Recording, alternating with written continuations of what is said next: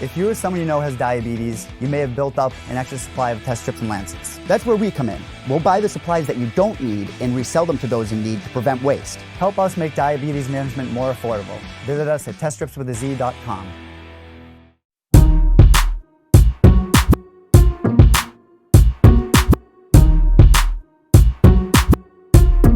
Absolutely, man. This is my show. This is my main event, red corner. Very excited about it. Got a little hype, cut my brother real quick, but just a little cut, but still love. How many times have you done that when you guys were growing up, cut him like that? Probably about 5 times. Okay. But just get a little horseplay, gets a little out of control, and get a little cut here and there. And you've talked about training back at home and being close to family and all that. How much different does this fight week feel compared to the last time where I know things didn't feel as good for you? Yeah, I mean, being out in Boston, this city is beautiful. I mean, the people here are super cool. And having my family around, having my team, my boys, it means a lot. You know, it makes me feel at ease. When I'm in my element, I'm in my zone. And when I'm in my zone, it's a dangerous place for my opponent. Weidman's record recently might not be like the best. He's lost, but they're very close fights.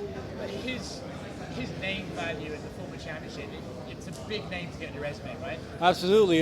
What he brings to the table is his name. I bring the rankings. You know, I'm ranked high in the rankings, so he thinks knocking me off is going to bring him close to the title. Me taking him out, his big name, it brings me close to the title. So we're both bringing something to the table, and look forward to the knocking out. This is my signature win, I guess you'd call it. Do you think John's just there for the taking right now? There's no obvious contenders. It's like whoever wins this is probably right there. Yeah, it makes sense because I mean, he already beat Thiago and Anthony.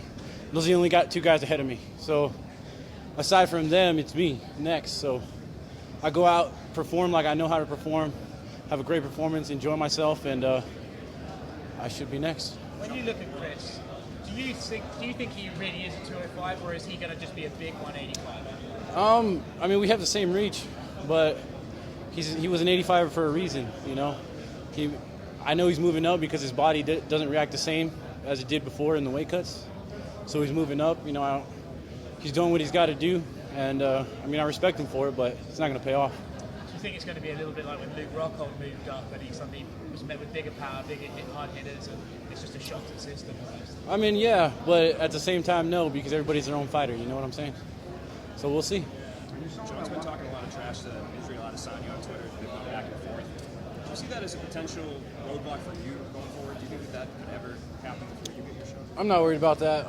Izzy's defending his title. He's made it very clear that he's not going anywhere. So he's doing what he's got to do. I'm doing what I got to do, and John's going to get whoever the UFC tells him. So. Are you someone that watches tape on your phone? I do. His last 2 fights out, he had Chris Weidman come out short this time. Do you see a specific mistake he's making every single fight that you capitalize? Oh, yeah, he's getting knocked out. So I'm going to capitalize on that. You came into the UFC with He was the champion before you even made your professional debut. Yeah. So what was your earliest memory of Chris? Was it those Anderson fights? My earliest memory of Chris was the Mark Munoz fight. The elbow? Yeah, I'm a California guy. I remember seeing Mark Munoz. It's like, oh, yeah, that guy's, you know, he's a legend. He's badass. Saw him fight Chris Weidman, and Weidman hit him with that elbow. I was like, damn, that was pretty cool. I mean, mind you, I was not even thinking about fighting at the time, so I was just a fan, just like, you know, everybody here. So it was a cool moment. It's actually very cool to be fighting him now. I mean, is that not a surreal moment when I'm fighting Chris Weidman? It's absolutely surreal. It's like idols become rivals, you know. That's where I'm at right now in my career. Is it amazing kind of seeing how quickly you've gotten to this point? I mean, you came in, had that quick win on short notice, and now you're main eventing in one of the greatest fighting cities in the country. It's huge. Yeah, it's amazing. It's been a heck of a ride. And I attributed a lot of it to, you know, my attention to detail. And I'm constantly doing things right. You know, I'm not taking shortcuts. It might seem like I'm getting a push, but I'm winning my fights, you know, and I've finished all my fights. These last couple have been, you know, tougher, which is how it's supposed to go, you know. You move up, get tougher opponents. And, you know, I'm on the Mortal Kombat scale right now, you know. I'm one away from fighting Goro for the freaking the tower, so I'm moving my way up the tower right now. Which Mortal Kombat character are you? I'm like Baraka, man. Got the blades. We chatted after your UFC debut, and you mentioned, and the word that really stuck out to me was your approach to your career is cerebral.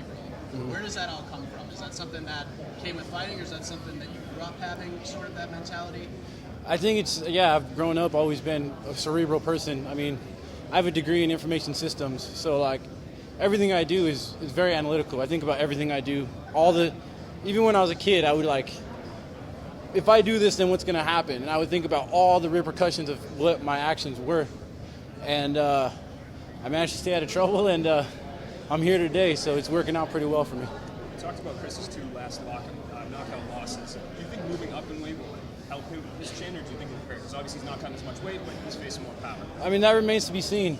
That's the question we all have, right? Like, will his chin hold up?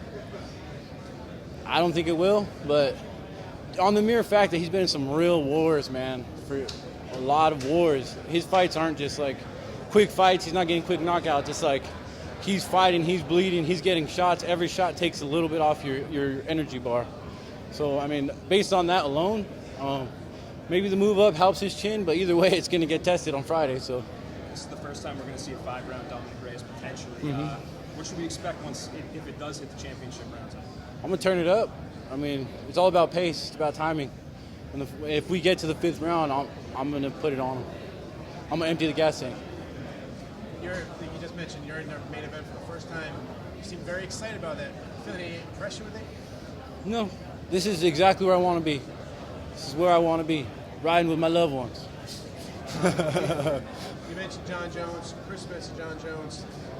Chris mentioned that Jon Jones' last 2 fights weren't the best performance in his career. Mm-hmm. He mentioned that he believes Jon Jones is the most vulnerable he's ever been. Do you agree with that statement? I don't know if I agree with that. I mean, Jon's a special kind of champion. He's been a champion for a long time, man. I mean, it's hard to say this or that until you get in there with him. So if we get to that point, you know, I got to take care of Chris first, and then we can talk about Jon as much as you want.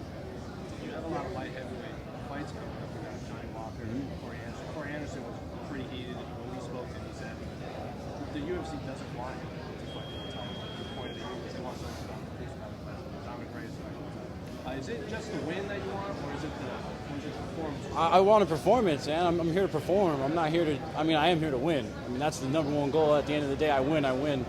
It gets you everything you ever wanted. Corey's complaining because he loses. Like, you lose, you're not going to get your push, bro. Like, you get a shot, this is how it works.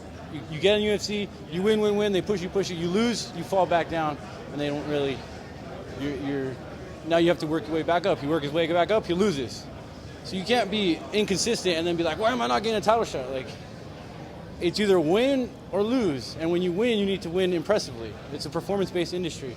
Dana cares about performances. The fans care about knockouts. The fans care about submissions. They care about exciting storylines. It's not about a guy that goes out there and just wrestles. I mean, no disrespect, but he needs to mind his own business. All right, thank you guys. Have a great day.